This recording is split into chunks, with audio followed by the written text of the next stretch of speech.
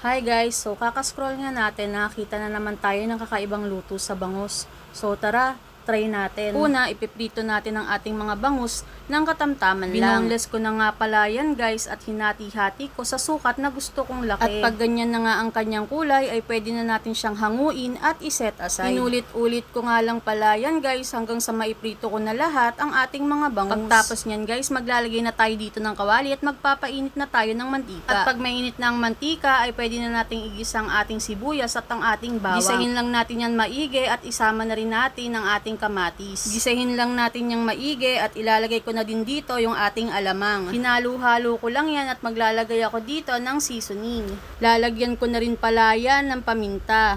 Hindi na pala tayo maglalagay ng asin since meron na tayong alamang. At pagtapos niyan ay pwede na nating i-arrange yung mga bangus na ipinrito natin kanina. Sa puntong ito ay ibubuhos ko na rin pala yung ating gata. Tatakpan ko lang pala yan at pakukuluin pa natin ng ilang pang minuto. At after naman yan ay pwede na nating ilagay yung ating mga siling din. At dahil nga gusto natin ng may anghang pang kaunti ay maglalagay din ako ng siling pula. Isimmer pa natin yan ng mga 5 minutes at okay na yan.